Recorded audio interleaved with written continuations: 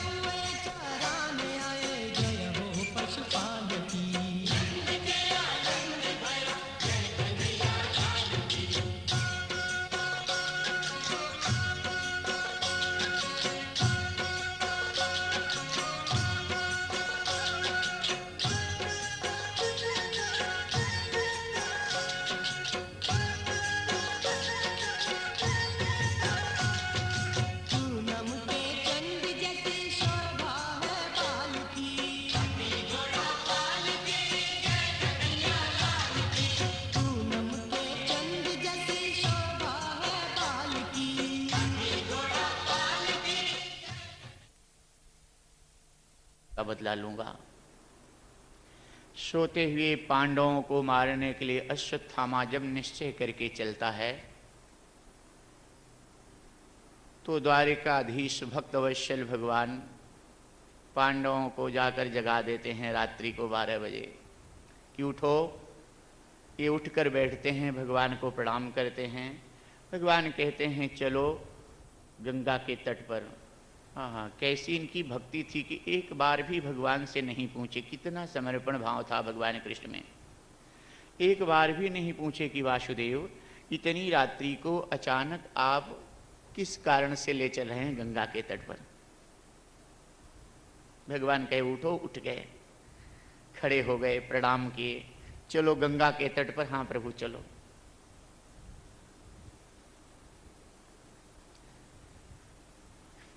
भगवान कृष्ण पांडवों के सोते हुए 5 पुत्रों को भी जगाए कि तुम भी जाग जाओ, और ये भी जाग कर उठकर बैठे। और भगवान कृष्ण कहे तुम भी चलो गंगा के तट पर। 5 पुत्रों ने जवाब दिया कि प्रभु हमें तो नींद लगी है, हम तो सोएंगे, इसमें हम तो गंगा तट पर नहीं जा रहे। और आंख बंद करके करवट लेकर घूम कर सो गए।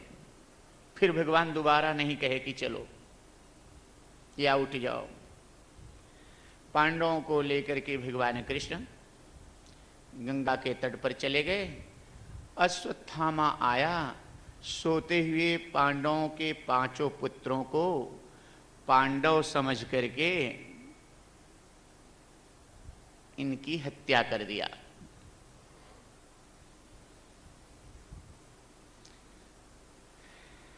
पांचों पुत्रों को मार डाला, गला काट दिया।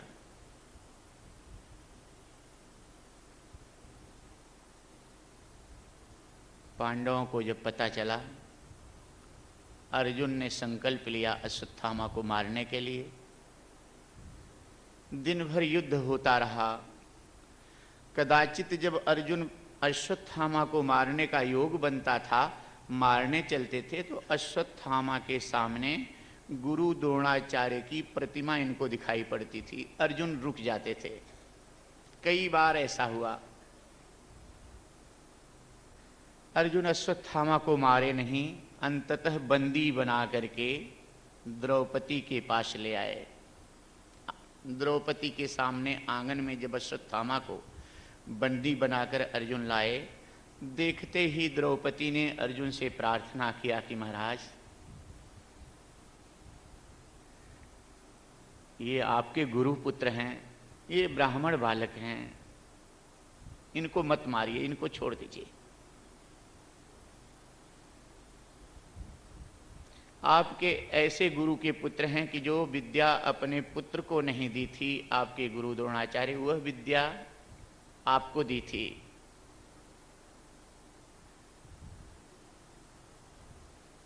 ऐसे गुरु के ये पुत्र हैं महाराज। भैंस का, घोड़े का सगुन नहीं मनाया जाता, गाय का सगुन मनाया जाता है महाराज। चाहे लूली हो, चाहे लंगड़ी हो, चाहे काली। ये ब्राह्मण बालक हैं, गुरु पुत्र हैं, इनको मत मारिए।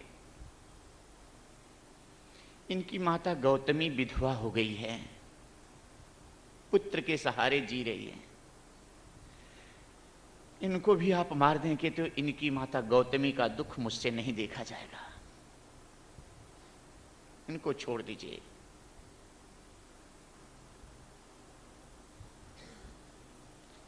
इतना सुनकर अश्वत्थामा अपने आप को धिक्कारने लगा। अरे अश्वत्थामा, ऐसे मां के पुत्रों की हत्या तुमने क्यों कर दी? मन ही मन अपने आप को धिक्कारते हुए अश्वत्थामा द्रौपदी का वंदन किया कि द्रौपदी, तू वंदनीय है द्रौपदी, तू पूजनीय है द्रौपदी, मैं तेरा अपराधी, तुमसे क्षमा मांगता। कैसी थी द्रौपदी? किसी माँ के बच्चे को दूसरा कोई अगर मारने के लिए हाथ उठा दे और दूर से माँ देखती रहे तो कितना भी गलती किया रहे बच्चा, माँ डांट देती, खबरदार मुझको बताओ, मेरे बच्चे को मत मारना, मैं दंड दूंगी, तुम कौन होते हाथ उठाने। और कोई माँ देख लेती कि मेरे बच्चों को ये मार दिया तो उसकी आंखें लाल हो जाती हैं। और 5 पुत्रों की गला काटने वाला दुश्मन द्रौपदी के सामने खड़ा हुआ है। उसको यह द्रौपदी कह रही कि महाराज इनको मत मारिए, इनको छोड़ दीजिए, आपके गुरु पुत्र हैं, ब्राह्मण बालक हैं।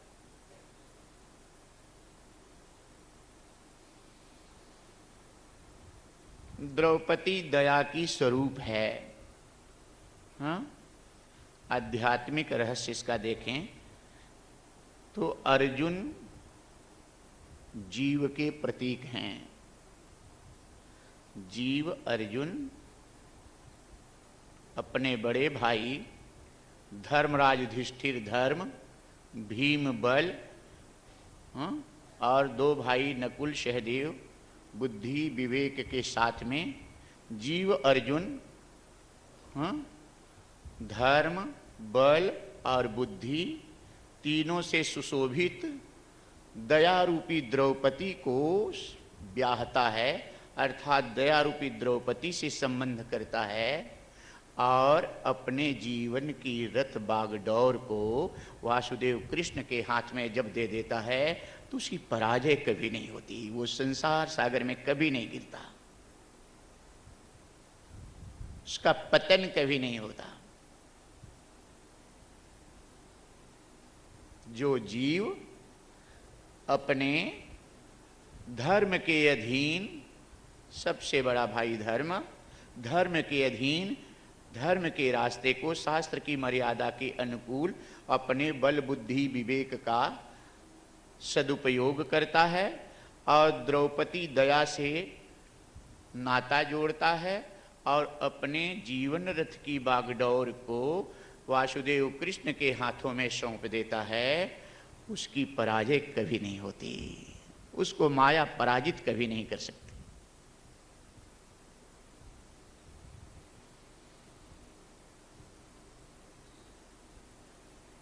इसलिए अपने बल का सदुपयोग धर्म के अनुकूल करो, बुद्धि का उपयोग बल विवेक का धर्म के अनुकूल करो और अपने मन को, अपने चित्त को दया स्वरूप बनाओ और वासुदेव कृष्ण के चरणों में समर्पित भाव रखो, प्रभु के चरणों में समर्पित भाव रहो। भगवान तुम्हारी नैया को कहीं डूबने नहीं देंगे, किसी न किसी तरह सुंदर ढंग से किनारा दे देंगे।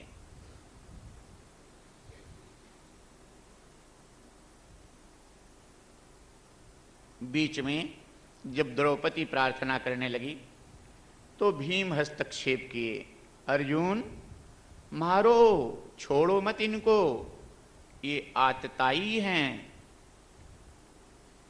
सोते हुए को मारने वाला, बालक को मारने वाला, नारी को मारने वाला, सोते हुए के घर में या उसके जीवन में आग लगा देने वाला, गौ संत को मारने वाला, चाहे जिस जाति का चाहे जो भी हो, वह आतताई होता है। मनुस्मृति में ऐसा बताया गया है अर्जुन।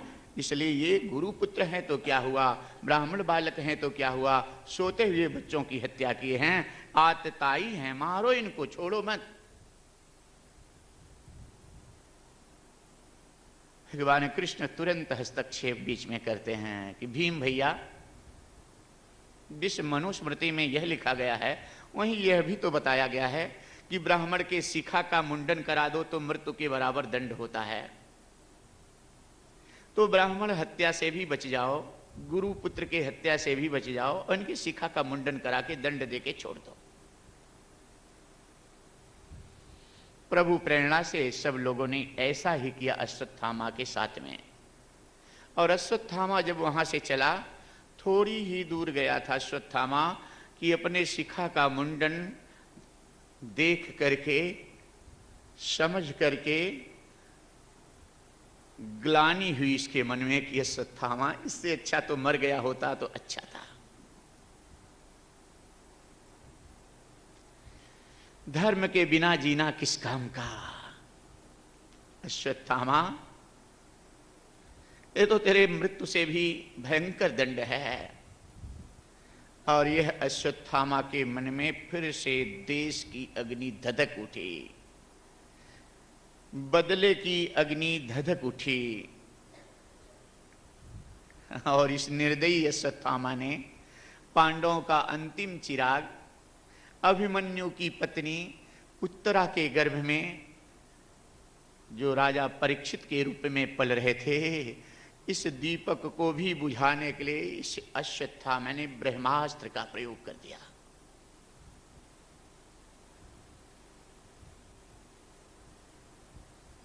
लेकिन इसीलिए बताया जाता है कि जब सास ससुर माता पिता भगवान के भक्त होते हैं तो अपने बच्चों को भी वही सिखाते हैं। द्रौपदी जब उत्तरा के पास में कभी बैठती थी तो एक ही बात बताती थी कि बहू, बेटी, जब कभी संकट आए तो अपने ऊपर, संसार के ऊपर भरोसा मत करना बेटी, वासुदेव कृष्ण की शरण में जाना, वासुदेव प्रभु को पुकारना, प्रभु की शरण ले लेना। ये संसार धोखा दे सकता है, यहाँ के नातेदार धोखा दे सकते हैं, लेकिन वासुदेव कृष्ण भगवान कभी धोखा नहीं देंगे बेटी। संकट के समय उन्हीं का सहारा ले लेना। आज सास की सिखाई हुई बात बहू के काम में आई। गर्भ में ब्रह्मास्त्र के प्रयोग से जब भयंकर जलन और पीड़ा उत्पन्न हुई, बेचैन हो गई अचानक उत्तरा, और व्याकुल उत्तरा ने वासुदेव भगवान कृष्ण को पुकारा कि हे आदि नारायण, हे भक्त वत्सल, हे करुणानिधान,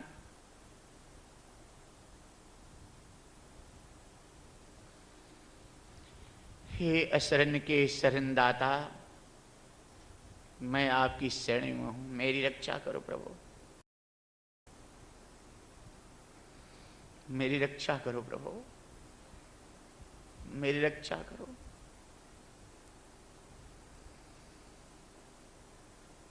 वासुदेव कृष्ण वासुदेव वासुदेव प्रभु प्रभु कहते हुए रक्षा करो, आर्त पुकार से पूर्ण शरणागति हो गई उत्तरा। रामावतार में भगवान कौशल्या के गर्भ में नहीं गए थे, भ्रांति मात्र कराए थे। कृष्णावतार में भगवान देवकी के गर्भ में नहीं गए थे, भ्रांति मात्र कराए थे। लेकिन आज अपने भक्त की पुकार सुन करके, अपने भक्त की रक्षा के लिए भगवान उत्तरा के गर्भ में जाकर के राजा परीक्षित की रक्षा करते हैं।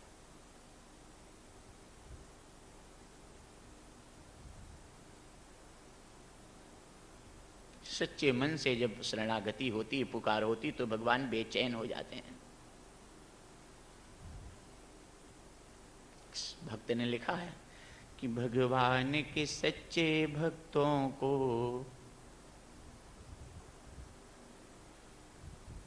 पग पग पे सहारा मिलता है। इस ओर चलो उस ओर चलो, यह आप इशारा मिलता है।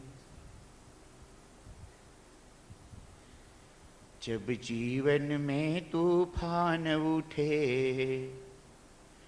लहरों में नैया फंस जाए,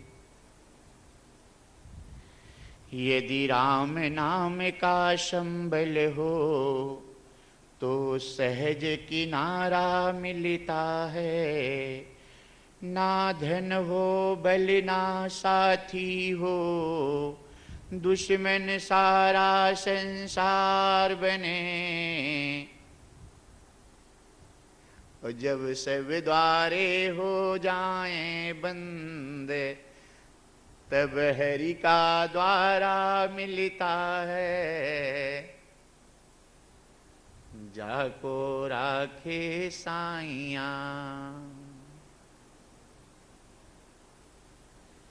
मारी सके ना कोई, बालन बांका करी सके। जो जग बैरी हो,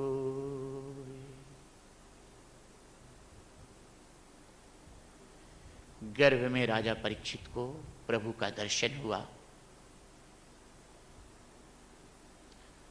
ब्रह्मास्त्र की पीड़ा से उत्तरा को बचा लिए भगवान।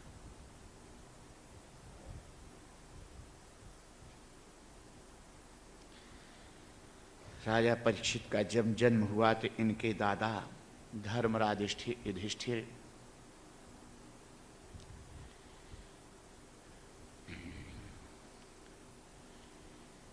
विद्वानों से पूछे, जन्माक्षर, भविष्य, शुभ अशुभ लक्षण। तो विद्वानों ने देखकर बताया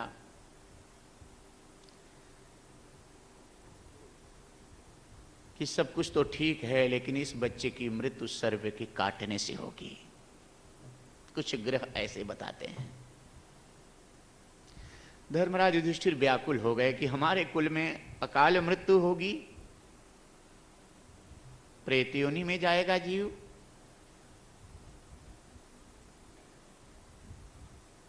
विद्वानों ने कहा नहीं धर्मराज, प्रेत योनि में नहीं जाएंगे। और बाकी जितने ग्रह हैं, इतना ऊंचा स्थान, इतना सुंदर शुभ फल बता रहे हैं, सब मिला करके परिणाम ये निकाला जा रहा है कि सर्प के काटने से मृत्यु तो होगी, लेकिन इस बालक का अंतिम जीवन है, मोक्ष भी हो जाएगा।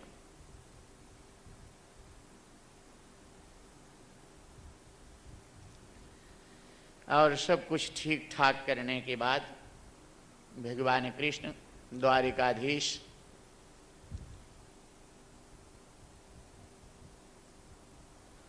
पांडवों से विदा होकर के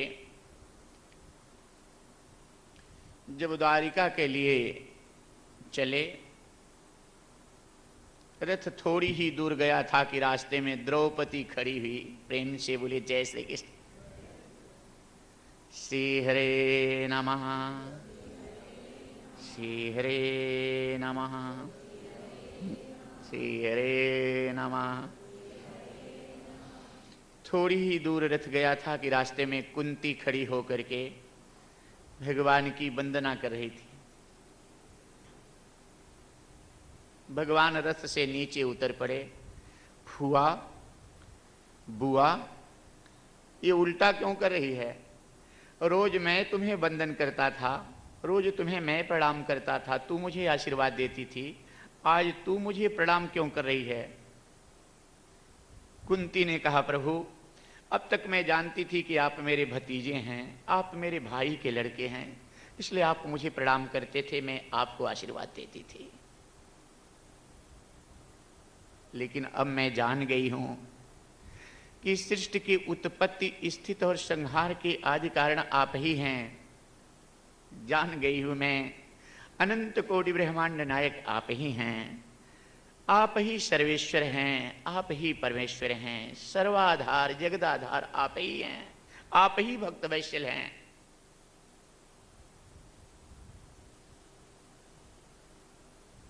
इसलिए हे प्रभु, मेरा प्रणाम स्वीकार कीजिए। नमः पंकजनाभाय,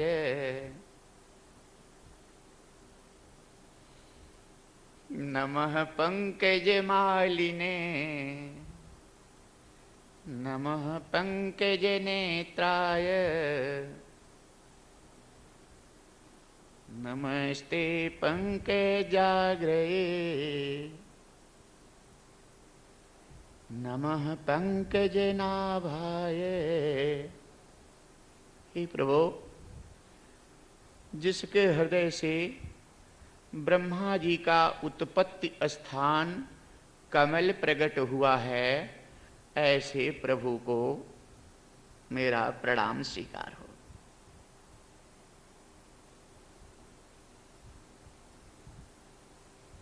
ऐसे प्रभु को मैं नमस्कार करती, जिनकी कमल के समान नेत्र हैं,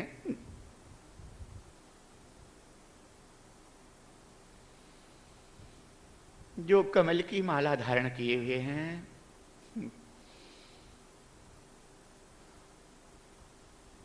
जिनके कमल की पंखुड़ियों से भी कोमल और लालिमा लिए चरण हैं, ऐसे विश्वात्मा परम ब्रह्म परमात्मा भक्त वत्सल प्रभु को मेरी वंदना स्वीकार हो। ऐसे प्रभु को मैं नमन करता हूँ, वंदन करता हूँ, ऐसे प्रभु की मैं शरण में।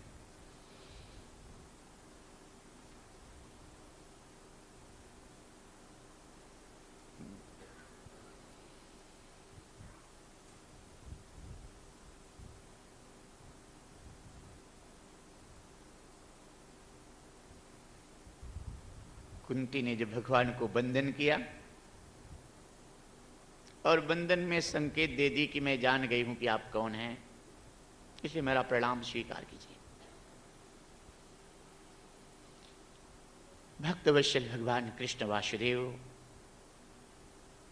द्रवित हो गए और कुंती को अपने निज स्वरूप का बोध करा दिए, दर्शन दिए। और वरदान जो इच्छा है मांग लो, ऐसा आग्रह किए कि हे फुआ, तुम्हें जो इच्छा है आज वरदान मांग लो मुझसे। यदि तुम मुझे जान गई हो, यदि पहचान गई हो, समझ गई हो, तो जो इच्छा है वरदान मांग लो। कुंती ने कहा, हे प्रभु, मैं आपसे यही वरदान मांगती हूं कि जितना दुख मेरे जीवन में पड़ा अब तक, एक बार उसका दुगना दुख फिर से दे दीजिए।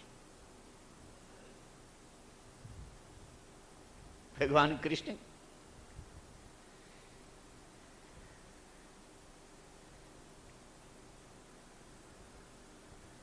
कुंती की तरफ कृपामयी दृष्टि से देखने लगे। अरे फुआ, ये क्या मांग रही है? अब ये दुख से तेरा दिल भरा नहीं है? कौन सा दुख बाकी है जो तुमने नहीं देखा है? छोटे छोटे बच्चे थे तो विधवापन का दुख तुमने देखा,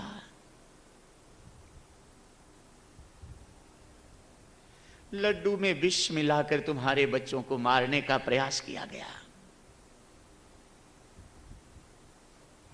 कपट से राज्य छीनकर बन बन तुम्हारे बच्चे भटके, लाक्षा गृह में जलाने का प्रयास किया गया, भरी सभा में तुम्हारी बहू द्रौपदी की लाज लूटने का प्रयास किया गया। कौन सा दुख बाकी है? अभी फिर से दूना दुख मांग रही है। दुख से दिल नहीं भरा है फुआ। तुम्हारे ही आंखों के सामने तुम्हारे पोते वीर अभिमन्यु की 100 यात्रा निकली। अभी दुख से तेरा दिल भरा नहीं है? कौन सा दुख देखना चाहती है? कुंती ने कहा, प्रभु क्षमा चाहती हूं, अब आप हमको बहका नहीं सकते। प्रभु, अब मैं दुख की परिभाषा जान गई हूं। हे नारायण, अब मैं जान गई हूं कि जब तक दुख रहता है तभी तक आप साथ में रहते हैं, सामने दर्शन देते रहते हैं, और जब सुख आता है, विजय मिलती है, राज्य मिलता है, तब छोड़कर द्वारिका चले जाते हैं। मुझे वो राज्य नहीं चाहिए, मुझे वो सुख नहीं चाहिए जो आपसे दूर कर दे। मुझे वो दुख चाहिए जो पल पल आपका दर्शन कराता रहे। आपका दर्शन होता रहेगा, आपका साथ रहेगा, तो हर दुख सुख में बदल जाएगा प्रभु। हर हार, हर पराजय विजय में बदल जाएगी प्रभु। और आपसे दूर होकर के यह चक्रवर्ती सिंहासन, यह सुख पता नहीं किस झोंकों से कहां पतन की तरफ, किस गड्ढे में चला जाए।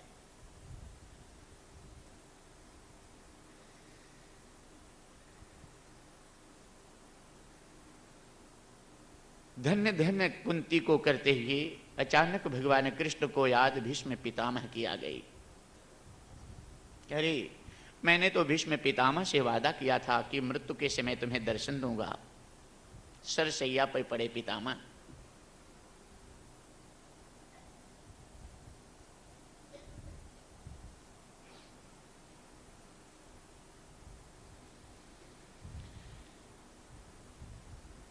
भगवान कृष्ण रथ को घुमा लिए।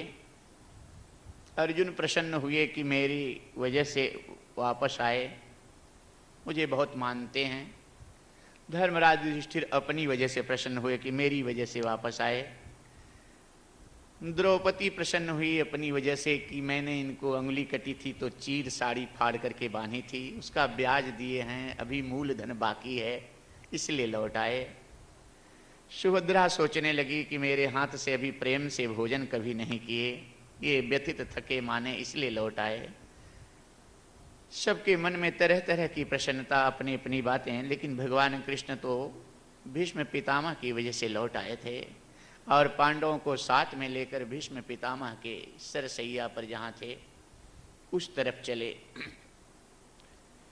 पितामह के पास